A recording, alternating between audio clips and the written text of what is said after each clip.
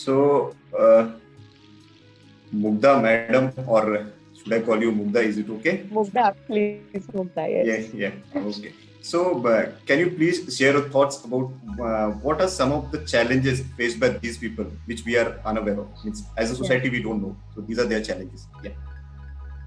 I think to begin with, first of all, I was really touched by what Madhura shared and her experiences.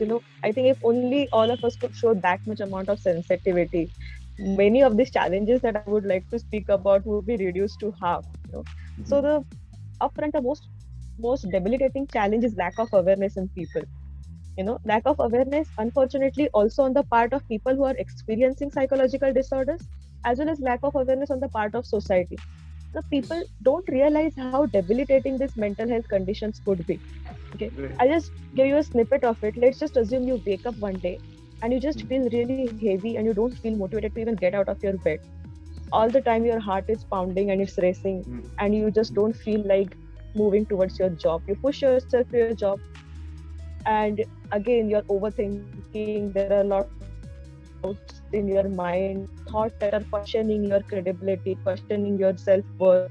And because of that overthinking, you cannot concentrate, you make a lot of mistakes, which again makes you question yourself. Now, whatever I just described is a normal day-to-day experience of who is going through. If this is a one-day thing, imagine what this person will be feeling if he's going through that or months after together. And then when we hear comments like, just snap out of it. Why are you so weak? So that, they need to be understood. The second thing I think is being labeled. Most people label them as crazy, or they get labeled as attention seeking. So even if someone is talking about something as severe as suicide, people would just say, oh, it's a natak, they just need attention, they're seeking attention. Or they'll be called weak or sensitive. Traumas cannot be compared. I cannot say that because I went through something greater, what you are going through is a very small thing, and how can you be affected by it? So you are weak for going through what you are going. So I think we need to avoid labeling people based on their psychological disorders. Yes. And the third challenge that these people experience is not receiving timely help. Because unfortunately, a fractured bone is visible to a naked eye, but a shattered mind is not. So people don't really understand what is happening to them, and a lot of time is just passes by, and they receive help at a very later stage. So I think if we could just spread more awareness about mental health concerns and what are the available facilities and resources, I think their suffering can be reduced to a greater extent. Thank you for your thought. And definitely these challenges they face day in, day out. I agree with that. So, Toastmaster Vidya, what do you think? What are some of the challenges faced by these people, which actually as a society we don't know? We are still unaware. I think the first thing from my point of view, as well as I have seen, is they don't want pity. They hate it when people stare at them. When they're walking on the road, they have to wear something called, they may have some support systems like something called as a splint that is used to support their leg.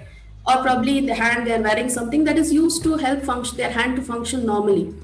The first thing they hate is when they're walking on the road, people just keep staring at them. And they feel different. You don't need to tell somebody that you're different. Just your eyes, probably you're doing it out of pity or you're doing out of kya hua. But then you're making them feel different. So this is one thing that the child that I know despises. She hates me. She says, make me feel normal. You don't need to come and ask me something wrong. For example, she's going in the airport, and when she's on the bus, somebody comes and asks, have you had a fracture? Is there a problem with your leg? Because people don't understand that kids also may have this kind of really crippling issues where they're not able to deal with it. As it is internally, they're having a lot of battles on a day-to-day basis. Why is it that other children are going to school and enjoying a playtime, whereas I'm going to the hospital and doing my physiotherapy? Why is my play limited to exercises? I can't go and do things like other kids.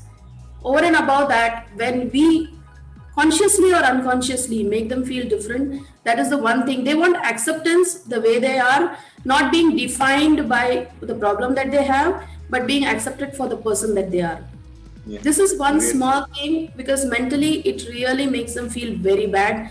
when they go to sleep, probably as they reflect back during the day, they see that, okay, so many times, people have categorized me as different. For example, this child who I know, when she was in her 8th standard, that is a age when children get conscious about the way they look.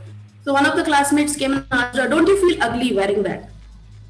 So that means there is a lack of sensitivity at the home.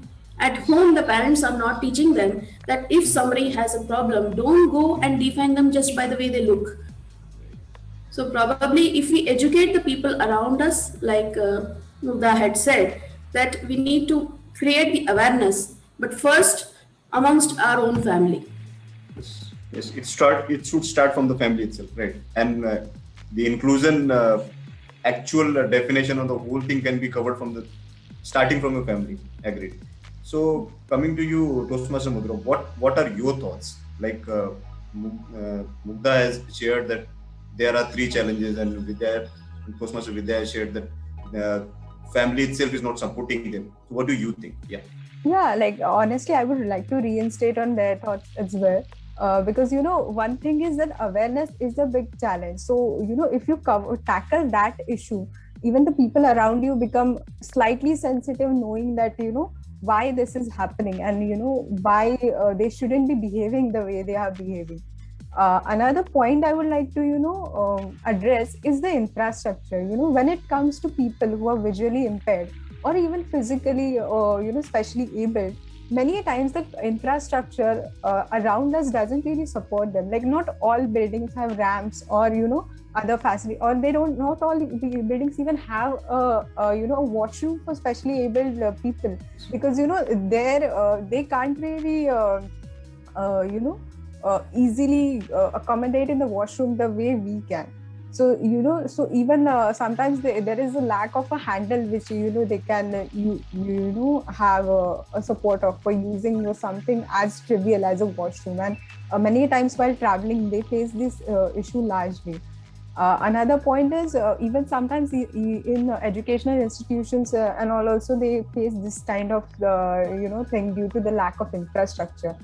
And apart from that, one thing I would like to address is the labeling. Many times, and this is a very derogatory act, that you refer to somebody based on that particular thing which makes them exclude. Yeah. So so when you're addressing that classmate, you address them as the one that is visually impaired, or the one who has an issue with his or her limbs, or the one who walks in a crippled way. Like, will you address any other classmate like that? You might, for other classmates, you might actually, the first bencher or the back bencher, the one who's very mischievous or the one who's very smart. We address them by, their personality traits or some other qualities. But when it comes to these people, many times we just reduce them to these labels or like these challenges that they face. So that is something you can imagine what kind of psychological impact they might be having when they're addressed by something like this. And and you literally limit them to that one thing. What if they have something more than that? Like I have a classmate, and I think he was autistic, but he was a genius at maths. Like you just tell him a date, like you just tell him the date you completed your degree or the year you completed your degree, and within the next second, literally the next second, he will tell you that so you completed your degree 33 years ago. So that is how fast his brain worked. Imagine. And I think he would have been a prodigy or or a genius at maths if somebody would have addressed his positives. But they reduced him to his autism, and so the teachers also sometimes thought that he's doing this behavior out of mischief. They completely neglected his positive and just limited him to his autism or his behavior issue. And his parents also, I think, were kind of categorizing him as different, unable to see his positive. So even they had this mindset that this person will struggle throughout their life. And I really feel if only somebody would have noticed that positive side and worked on that instead, imagine where that guy could have been today. And unfortunately, I think he had to drop out of the college. because of this. Okay. Yeah. So I think that labeling Yes. thing and infrastructure as well as awareness are some of the challenges that we are kind of unaware of, and we can look into it.